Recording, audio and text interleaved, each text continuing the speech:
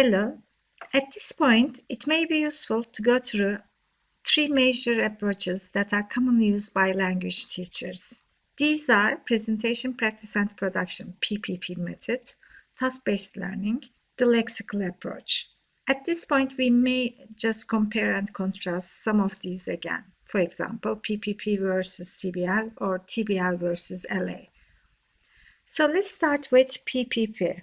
The PPP approach is the most common methodology and follows a sequence of presentation of the target language, practice, and production. We won't go into the details of each stage here, but we can emphasize the main elements of each stage. The importance of presenting by memorable and realistic examples that have logical connection to the next stage. The practice stage focuses on form and must be clear and understandable to make it attractive to students, so that they can get confident when they practice it. The production stage centers on fluency, providing an opportunity to interact in communicative activities. In this stage, the students are expected to demonstrate their learning by working and sharing with each other. However, there are some arguments against PPP. One of them is that some people claim learners may do the task without using the target form at all. Another argument is learners tend to overuse the target language in an unnatural conversation. Another important claim is learners can produce the target language in a controlled classroom setting, but they cannot utter them accurately outside. Although there are so many discussions, you can see the activity types. So we are talking about meaningful context and dialogues, repetition, matching the activity types during the practice stage, and the production stage in freer context, like role plays or communicative tasks. They all seem to be relevant for our purposes as long as there is meaning, cognitive involvement, and affective depth. Let's continue with the next one, TBL, task-based learning. TBL, on the other hand, is claimed to be genuinely free of language control, which causes the learners to rely on their linguistic resources. So it is argued that this kind of task supplies genuine need to use language for communication purposes. Therefore, language is used for a genuine purpose. In this approach, the aim is to achieve the task. Hence, it allows free exchange of ideas considering appropriateness and accuracy of language, rather than the production of a single idea. And during the task, there is a lot of teacher talk and exposure to the language throughout these stages. After learners do the task, there may be a language focus and practice. But the most important thing here is the instruction can be done at any stage. It can be spontaneous as needed or planned.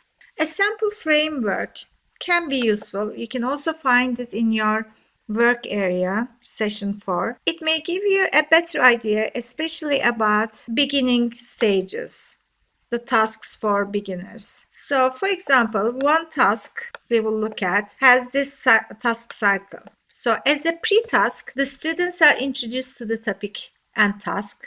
There is lots of teacher talk, as we said before, and there may be lots of use of pictures or songs, demonstrations, any kind of material that teacher needs.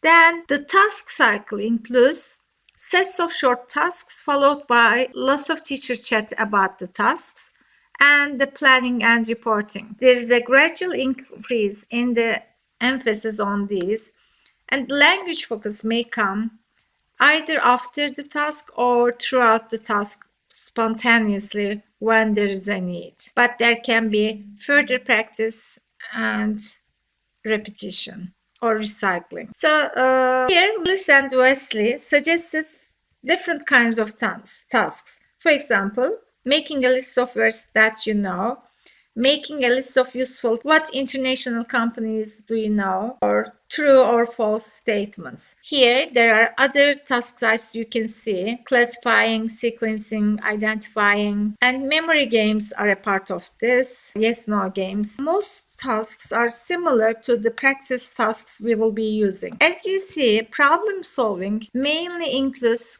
cognitive depth in vocabulary teaching. So here, there is some kind of deep thinking involved. Okay, students need to find something or solve a problem. These are just a couple of examples.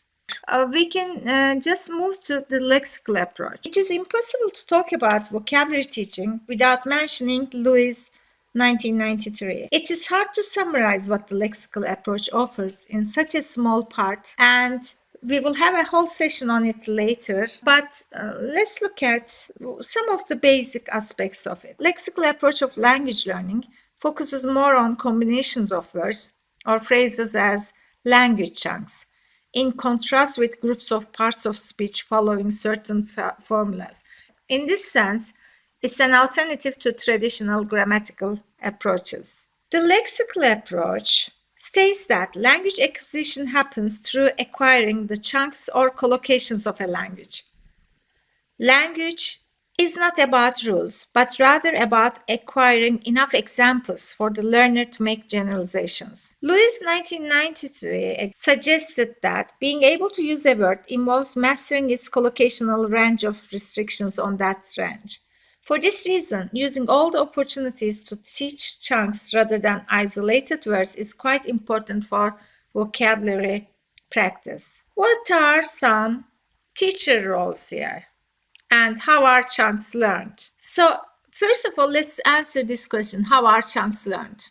Exposure is the key word here. Seeing it over and over again and making a generalization is the main point, as we mentioned before. There is comparison element, comparing the target language chunk with chunks of mother tongue and noticing a combination. So this requires lots of training actually. Here, maybe it's useful to say that identifying chunks may be difficult for learners, especially at lower levels. So this can be given more emphasis at lower levels. So awareness raising and identification tasks can be highlighted, but from intermediate level and onwards, increasing collocational competence can be more important. Louis also suggested that advanced learners can build on what they already know by using better strategies and increasing the number of items they meet outside the classroom. For him, learners need to master collocational range and restrictions of a word or phrase to be able to use it fluently. How can this be done, and what are the roles of teachers and learners? The teachers can provide an environment for the learners to manage their own learning through awareness-raising activities, identification of chunks, and retelling, starting from lower levels onwards. And what are the learners' roles? To use a concordancer, an online resource that provides various usages of a word or a chunk. They are also discoverers, observing, classifying, and making generalizations. We have already talked about cognitive and affective depth chart a little. We said cognitive and affective demand or engagement are very important for long-term memory. So let's look at the bases once more before we continue with the rest. So here, the suggestion is the more decisions the learner makes about a word, and the more cognitively demanding these decisions are, the better the word is learned. And also, the words that trigger a strong emotional response are more easily recalled because affective or emotional information is kept in memory along with cognitive or intellectual data. We remember everything from these approaches, and also motivation. Simply, the desire to learn new words for exam purposes or academic studies may not guarantee that words will be remembered. Creating a strong motivation may result in spending more time on rehearsal and practice and enjoying the practice activities, which may have a stronger effect on long-term memory. But it is claimed that even unmotivated learners remember words when there are set tasks that require them to make decisions about the target vocabulary. And at this point, I'd like to remind you the university students or EAP context. We need to remember long word lists that the learner needs to learn in these contexts. And how can we incorporate cognitive depth, affective involvement, and motivation in all these? And is it possible to include all of them in practice activities? Try to exploit different ways of creating these conditions and finding a way to incorporate online resources and tools so that learners can be motivated cognitively and emotionally and improve strategies to become independent learners to improve their mental lexicon.